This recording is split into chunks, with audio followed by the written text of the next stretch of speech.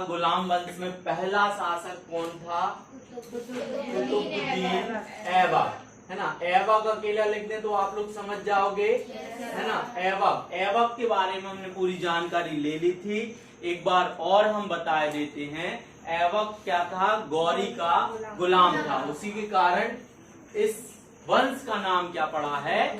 गुलाम वंश। ये सही से गुलाम वंश का संस्थापक नहीं कहलाता है, क्योंकि इसने खुद को राजा या सुल्तान घोषित नहीं किया था, है ना। तो इसी कारण ये मुख्य संस्थापक नहीं कहलाता है ना। और इसको हमने बताया था क्या क्या बोलते हैं, है ना। इसको सबसे पहले गौरी का गुलाम बोलते हैं, रिवाइज कर देते हैं। गौरी का गुलाम, ठीक है। हातिम बोलते हैं, हातिम। नेक्स्ट लाख बख्श, हाफिज बोलते हैं, कुरान बख्श बोलते हैं, कुरान बख्श, ठीक है। इसके गुरु का नाम बताओ, मुख्य चीज। गुरु का नाम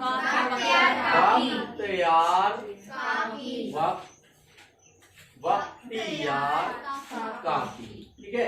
इन्हीं बख्तियार काकी के लिए, है ना, कुतुब मीनार किसने बनवाया था? कुतुबुद्दीन ऐबक ने बनवाया था। पूरी जानकारी हम दे चुके थे, ठीक है। बख्तियार काकी क्या थे? इनके गुरु थे, ठीक है। राजधानी कहाँ बनाई थी इसने? लाहौर, है ना। लाहौर कहाँ है भैया? लाहौर आज का बहुत बढ़िया। और कोई? पाकिस्तान में है लाहौर, अभी भी पाकिस्तान में है। मुख्य सिंधु नदी है जो उसी के आसपास, ज्यादा दूर नहीं है यहाँ से। पंजाब से थोड़ी दूर पड़ेगा, 200-250 किलोमीटर बस पंजाब से लाहौर। पाकिस्तान में मुख्य बीचों बीच, इस्लामाबाद के पास। इस्लामाबाद राजधानी है पाकिस्तान की, तो समझ रहे हो, लाहौर। और यहीं पर कितने में? 1210 ईस्वी में लाहौर में ही किसकी? कुतुबुद्दीन ऐबक की मृत्यु हो गई थी। कैसे कारण हुई थी? पोलो खेलते हुए, है ना। घोड़े पर क्या कर रहा था? वो खेल रहा था, तो उसी के घोड़े ने उसको क्या कर दिया? कुचल दिया। तो कुतुब मीनार क्या पूरी बन पाई थी? नहीं। आगे के सबसे ऊपर के 2 माले बचे थे, तो पूरा निर्माण किसने करवाया? इल्तुतमिश ने। क्लियर है ना? ठीक है। कुतुबुद्दीन ऐबक के बारे में ये पूरी जानकारी थी। कुतुबुद्दीन ऐबक ने एक चीज और करवाई है, इसने मुख्य चीज क्या करवाई है? जैसे इसका एक सेनापति था, बहुत, क्या नाम था उसका? इसका सेनापति बख्तियार खान, है ना। इसका एक सेनापति था जिसका नाम क्या था भैया?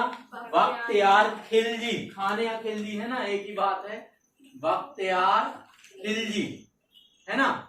ये फेमस है भैया, ये क्वेश्चन आता है, ये मोस्ट इंपोर्टेंट। देख लो बात सभी लोग।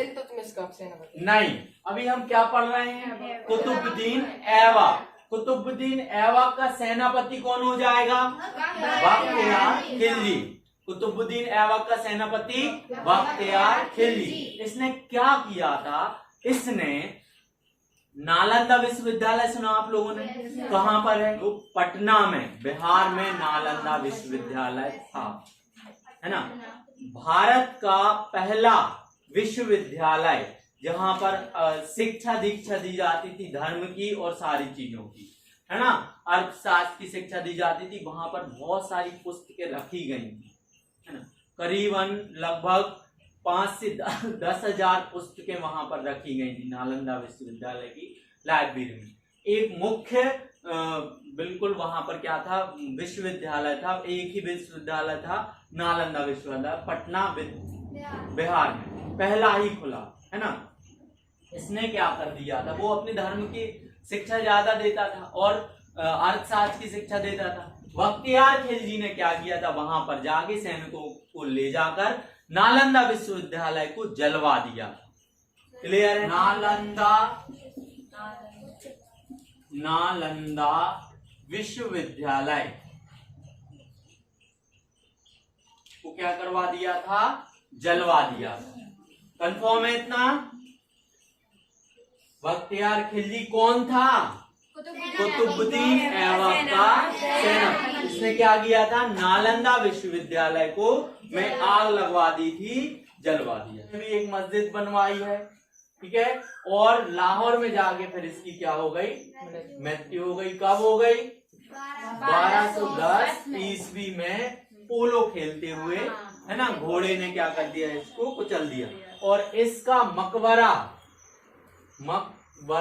कहां पर बनाया गया? लाहौर में ही इसको दफनाया गया।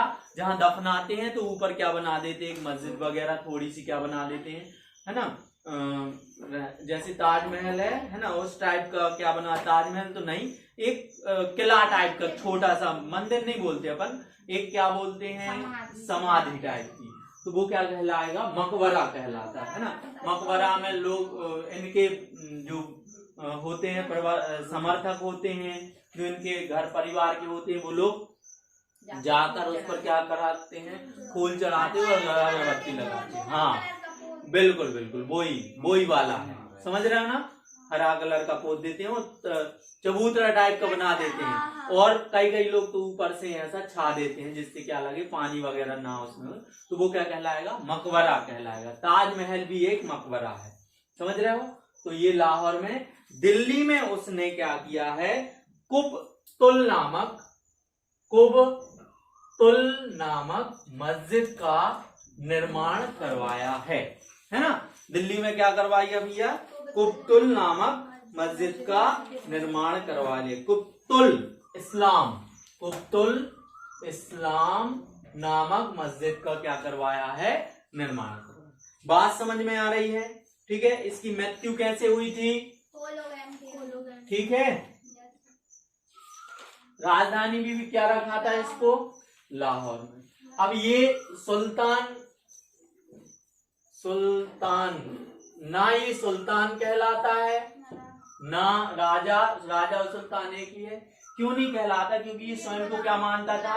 गुलाम। और क्या होता था पहले, जब ये क्या बनते थे, मुगल लोग सुल्तान बनते थे, तो इनको क्या करना पड़ता था? एक डिग्री हासिल करनी पड़ती थी। डिग्री मतलब कहलाता है उपाधि, मतलब एक प्रमाण पत्र लेना पड़ता था। किससे?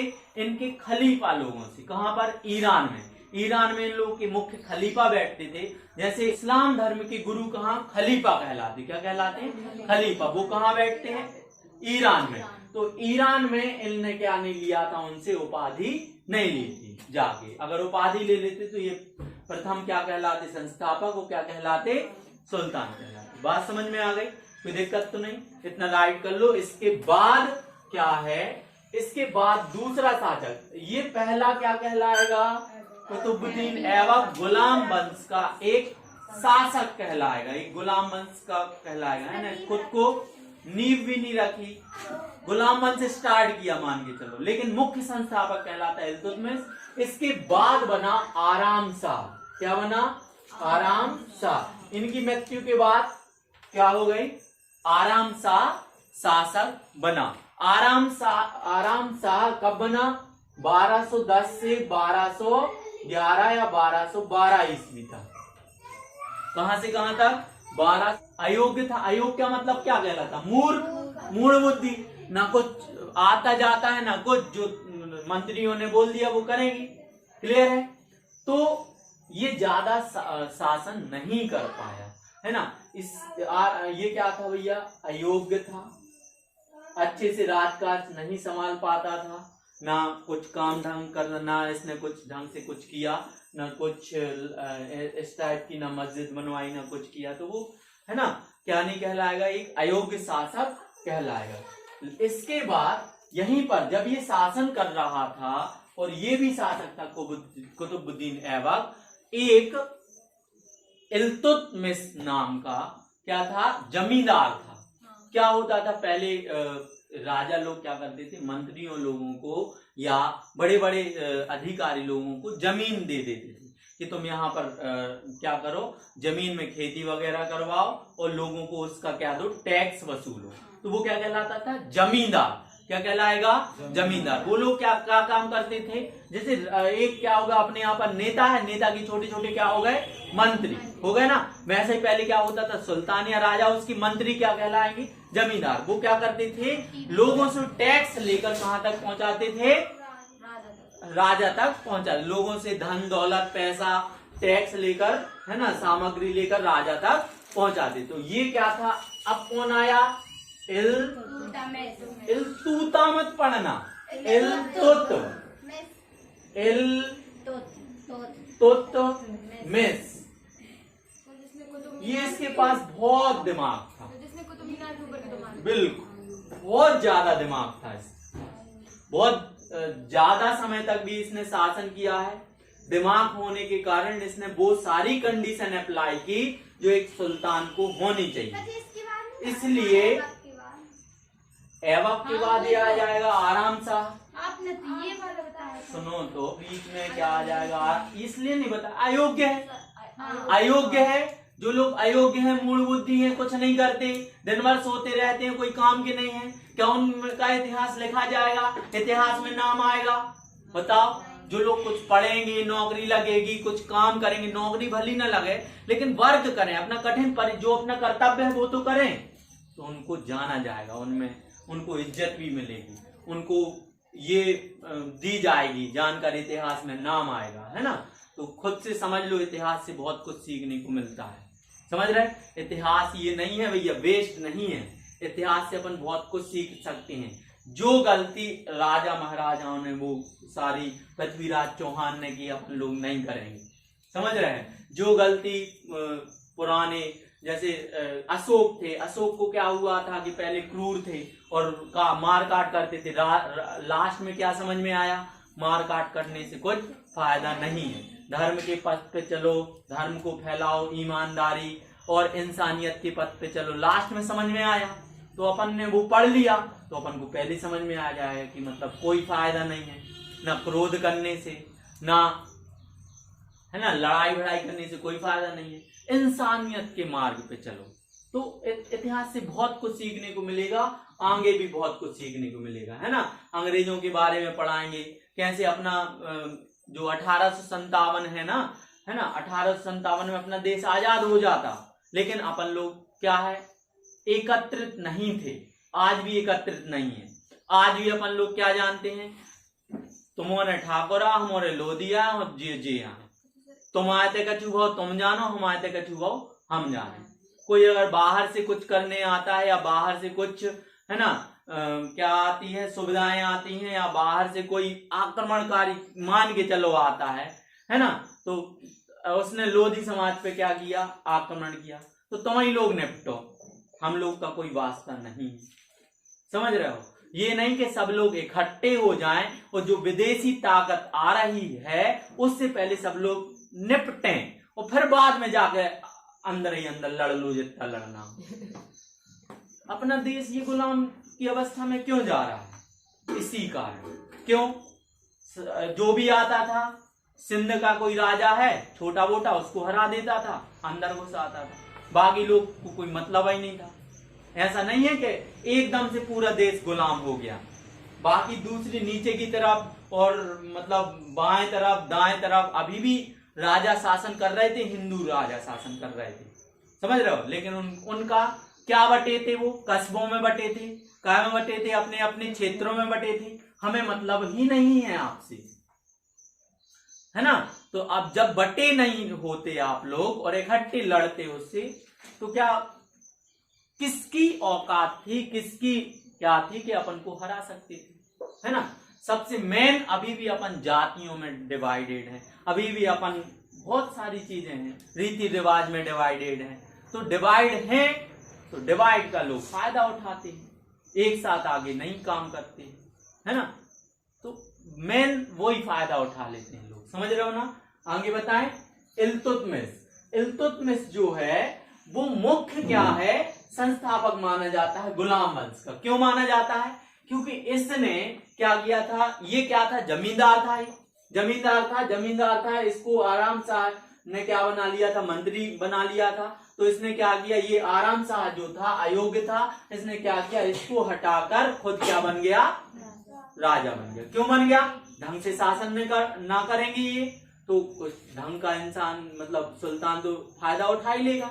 आदमी तुम्हें अगर क्या बना दिया जाए, मंत्री बना दिया जाए, एमएलए वगैरह बना दिया जाए, तुम ढंग से काम नहीं करोगे, है ना, कोई भी गलती करोगे या सही से जो काम करना है वो नहीं करोगे, तुम्हारी पद चला जाएगा, कोई दूसरा बैठ जाएगा उस पे, है ना, समझ रहे। तो ऐसा ही इसके साथ हुआ।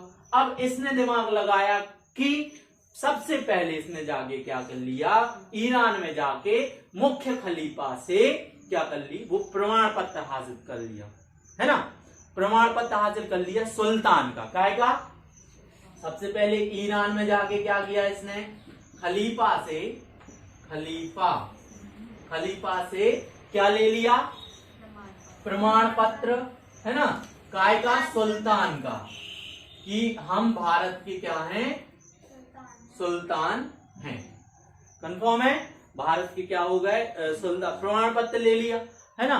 तो ये क्या कहलाता है, मुख्य संस्थापक, काय का, गुलाम वंश का। और पहले भी हम बता चुके थे कि कुतुबुद्दीन ऐबक के मरने के बाद इल्तुतमिश ने क्या किया था, दो ऊपर की जो माले बचे थे कुतुब मीनार के, उसने क्या करवाए थे, बनवाए। आ रही बात समझ में। 1210 ईस्वी से 1211 ईस्वी तक क्या हो गया था, सुल्तान बना था, लेकिन ये अयोग्य था, ये क्या था, अयोग्य था। इसके बाद जो है वो शासक कौन बना, इल्तुतमिश ये बना था, हाँ ये बना था 1211 से 1236 ईस्वी तक। क्लियर है, कब से कब तक, 1211 से 1236। सोचो, इसने कुतुबुद्दीन ऐबक से भी ज्यादा शासन किया है, देख रहा है ना आप लोगों को। इसलिए ये क्या कहलाता है, मुख्य संस्थापक कहलाता है गुलाम वंश का। कब से कब तक, 1211 से 1236 ईस्वी तक इसने क्या किया, राज किया। एक्चुअली में ये जब ये आराम शाह शासक था, कुतुबुद्दीन ऐबक शासक था, तब ये सूबेदार था। क्या था भैया, सूबेदार। क्या कहलाता है भैया, सूबेदार का मतलब होता है जमींदार, है ना। और जो क्या, सूबेदार का मतलब होता है जो टैक्स वैक्स लेके और राजा तक पहुंचा। कहाँ का था ये, यूपी का एक क्षेत्र था, बदायूं, यूपी का एक क्षेत्र था। यूपी मतलब उत्तर प्रदेश।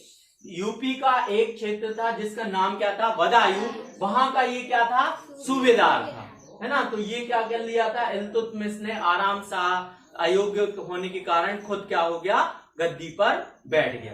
समझ रहे हो ना, ये मुख्य संस्थापक कहलाता है। इसने क्या किया, क्यों कहलाता है, इसने बहुत काम किए हैं। सबसे पहले इसने क्या किया, दिल्ली को क्या बनाया, दिल्ली को राजधानी बनाया भैया। क्योंकि जो मेन जो होता है, मुख्य इलाका होता है, बीच माना जाता है, हार्ट माना जाता है, दिल्ली मानी जाती है पूरे भारत में। वहां से शासन करना आसान होता है। इसके पहले राजधानी क्या थी, लाहौर। पहले राजधानी क्या थी, तो दिल्ली में क्या किया, ये यूपी के पास था सूबेदार, तो यूपी का हिस्सा जाना माना था इसका। तो दिल्ली कहाँ है, यूपी में ही है, हरियाणा के पास है कि नहीं, उत्तर प्रदेश में ही है दिल्ली, याद रखना, है ना। वो केंद्र शासित प्रदेश है पूरा, अभी जाके अलग हुआ ना, लेकिन वो यूपी में ही है दिल्ली। तो ये दिल्ली को क्या बनाया, इल्तुतमिश ने राजधानी बनाया। बात समझ में आ गई। इसने क्या किया था, ईरान के खलीफा से खुतबा हासिल किया था। खुतबा मतलब क्या कहलाता है, प्रमाण पत्र, कि मैं सुल्तान हूं, है ना। वहां पे जाके पूरी बात रखी जाती है ईरान में जाके, और उनको क्या खुतबा पढ़ाया जाता है ना, कि क्या किया जाता है, लिख के दे दिया जाता है कि आज आपसे दिल्ली के या भारत के मुल्क के क्या हो, सुल्तान हो। तो उस खुतबा मिल गया तो ये मेन संस्थापक कहलाने लगा, है ना, इल्तुतमिश। लेकिन ये था तो गुलाम ही वंश का, है ना। इसने क्या किया था, इल्तुतमिश ने किसकी बेटी से विवाह किया था, कुतुबुद्दीन ऐबक की बेटी से विवाह किया था। ठीक है। अब ये मुख्य संस्थापक क्यों कहलाता है, क्योंकि इसने कुछ सिक्के भी चलवाए। इसने क्या किया, सिक्के स्टार्ट करवाए चलाना। ठीक है। इसके पास सोने की क्या थी, थोड़ी सी कमी थी, है ना। तो इसने क्या किया, चांदी का सिक्का चलवाया और इसने तांबे का सिक्का चलवाया।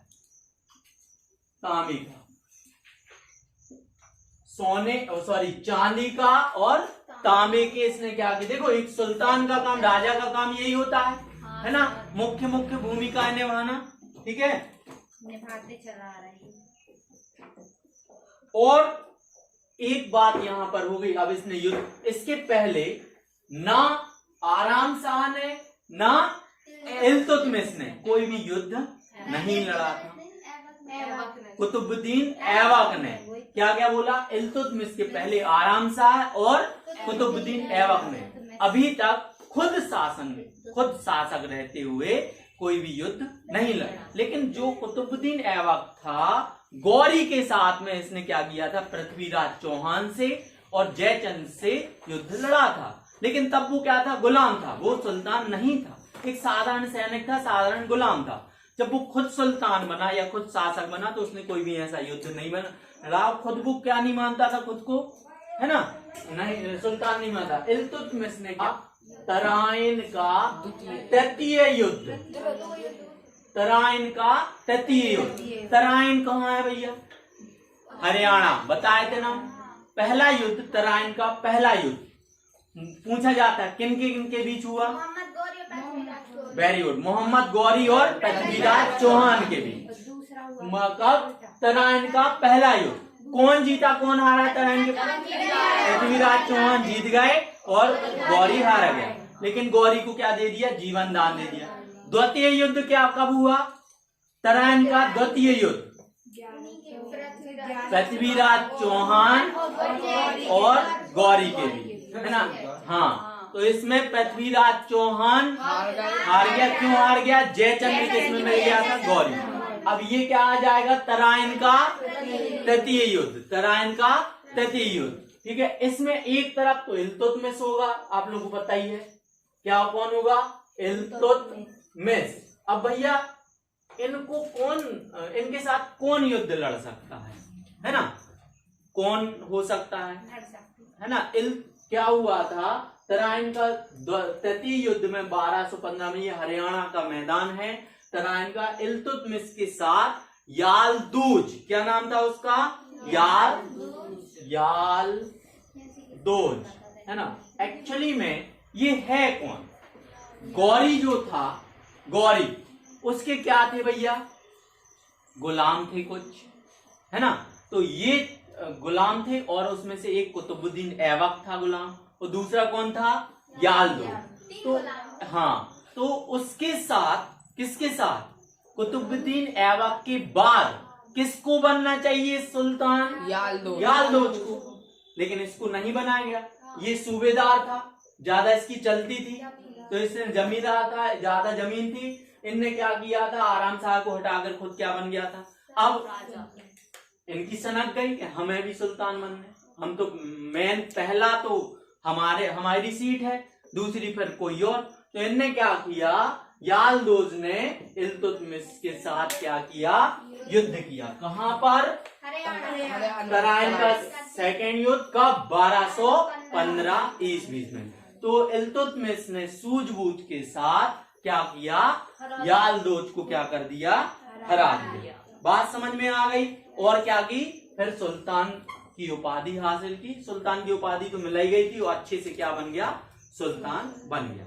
समझ रहे, अब कोई वही नहीं है, कांटा ही नहीं है, हम ही सुल्तान, अब कोई आने ही वाला नहीं है। जब मुख्य इसको हरा दिया है, गुलाम को, है ना, तो इल्तुतमिश एक ही बचा, इसने सबसे ज्यादा देख रहे हो आप लोग 1211 से 1236 ईस्वी तक शासन किया था। समझ रहे हो ना। इसके शासन में एक बात और हो गई खतरनाक टाइप, है ना। क्या खतरनाक? एक था जियाउद्दीन अटपट्टे नाम होते हैं भैया। जियाउद्दीन मांगवरनी, है ना। जियाउद्दीन मांगवरनी, ये क्या हुआ था? कुटपिट के क्या कहां से आया था? चंगेज खान एक खतरनाक शासक था, है ना। क्या हुआ था कि ये इल्तुतमिश थोड़ा क्या था, वो था काइंडनेस, थोड़ा सा दयालु था। इसने क्या किया था कि जैसे ये जियाउद्दीन मांगवरनी आया किसके पास? इल्तुतमिश के पास। तो इसने बोला सुल्तान मुझे शरण दे दो, है ना, आपकी शरण में है। मुझे कोई राजा क्या कर रहा है? पीट रहा है, मार रहा है, भगा रहा है। उसने ये नहीं पूछा कि तुम्हें कौन पीट रहा है, उसने बोला आ जाओ और हमारे इसमें महल में आ जाओ। तो शाम हुई, अब खाना खाया, साथ में खाना खाते, साथ में खाना खाया। तो उसने पूछा कि किसने पूछा? इल्तुतमिश ने।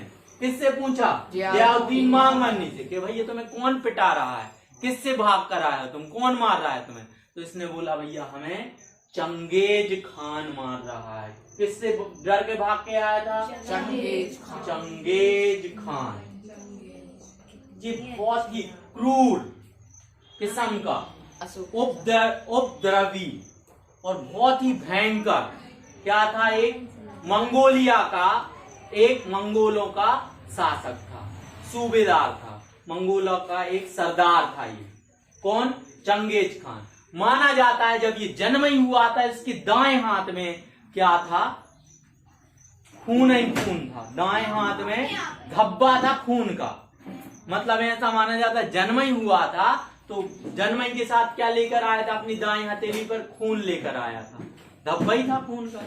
तो मतलब ये क्रूर था। ये इनकी सेना, चंगेज खान की सेना जिससे लड़ती थी भी नहीं देखती थी, औरत है कि मर्द है कि का है कि का नहीं है, सबको काट देते थे, सबको खतरनाक तरीके से काटते थे। और चंगेज खान ने बोल के रखा था जो सबसे ज्यादा सिर लेके आएगा उसको उतना ज्यादा इनाम मिलेगा।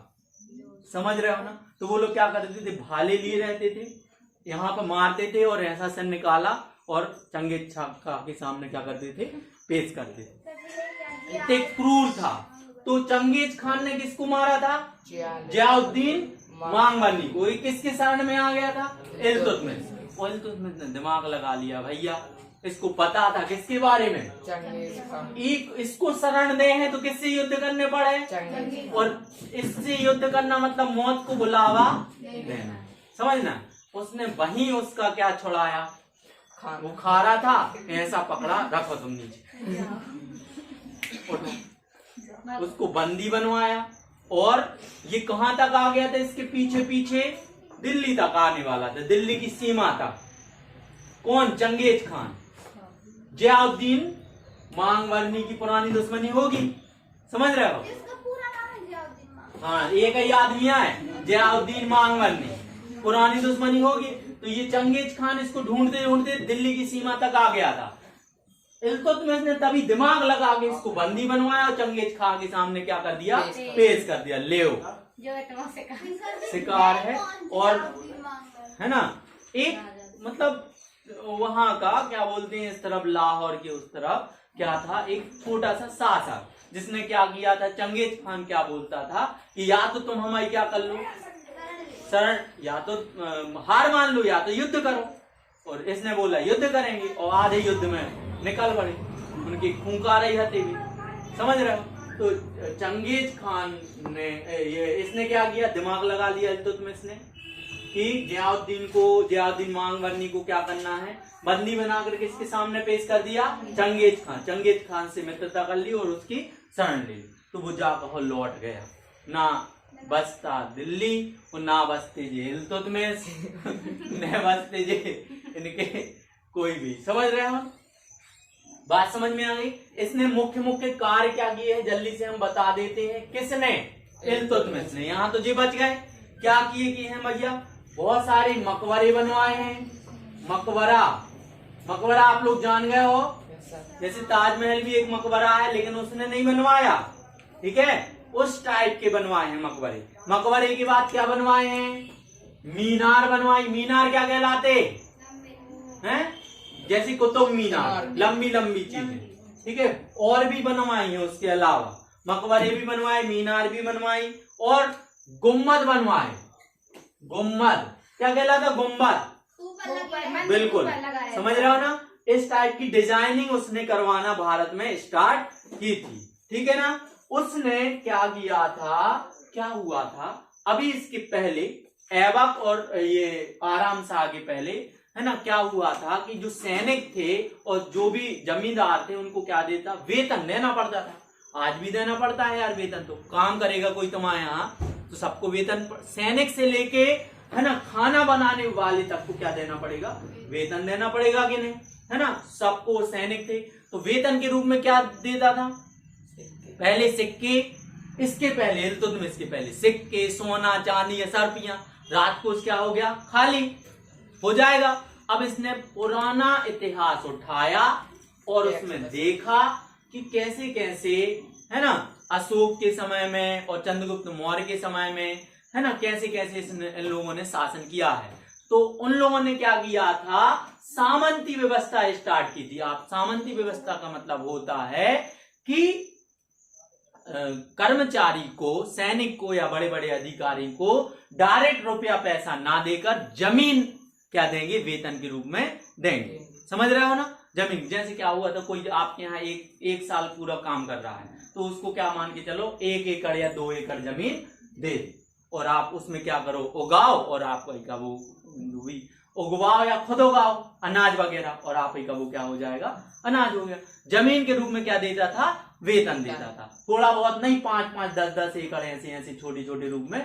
अब जमीन क्या है? जमीन दे दो, है ना, रुपया पैसा तो नहीं देना पड़ता। जब वो रुपया पैसा नहीं देंगे तो उनके पास खरीदने के लिए कैसे आएगा? जमीन है और जमीन में जो अनाज उग रहा है उससे आप क्या कर लो? रुपया पैसा ही पहले नहीं चलता था। पहले अभी भी लगभग आज से 50 साल अपन चले जाएं पहले, तो रुपया पैसे की ज्यादा कीमत नहीं थी। लोग क्या करते थे, आपके खेत में अगर गेहूं हुआ है और आपके खेत में क्या हुआ है? चावल हुआ, तो एक दूसरे से क्या कर लो? एक्सचेंज कर लो। थोड़ा चावल ज्यादा और गेहूं थोड़ा सा कम। समझ रहे हो ना। ये चीजें पहले थी। रुपया पैसा हर जगह नहीं चलता। समझ रहे हो ना पूरी बात। तो इसने क्या स्टार्ट किया? सामंती व्यवस्था को, सामंती व्यवस्था का क्या नाम दिया? एकता व्यवस्था। क्या दिया? एकता व्यवस्था। सामंती व्यवस्था को क्या नाम दिया? एकता व्यवस्था। एकता व्यवस्था क्या है? वेतन के रूप में जमीन देना। और इसने एक मुख्य काम किया, अपने जो शासन काल था, अपने यहाँ जो उसके यहाँ जो लोग बैठते थे उसमें एक 40 दल अलग से बनवा लिया। 40 दल कैसे? शासन करने के लिए, उनसे विचार विमर्श करने के लिए, उनसे आगे की रणनीति बनाने के लिए 40 दल का निर्माण किया। जो लोग इंटेलिजेंट लोग थे उस समय के, उनको उनने क्या किया? एक साथ रखा और उनको अपने काय में शरण दे दिया, अपने महल में और अपनी सभा में क्या कर दिया? 40 दल का क्या कर दिया? निर्माण करवा दिया। बात समझ में आ गई। तो जो भी व्यवस्था करनी थी, आगे की रणनीति, जो भी उसको क्या लेने पड़ते थे, निर्णय लेते थे, इनकी सलाह से वो लोग लेते थे। कौन? इल्तुतमिश। 40 दल की, क्योंकि ये लोग इंटेलिजेंट लोग हैं। इंटेलिजेंट लोग जैसे हमारा दिमाग है, 40 लोग कम होते।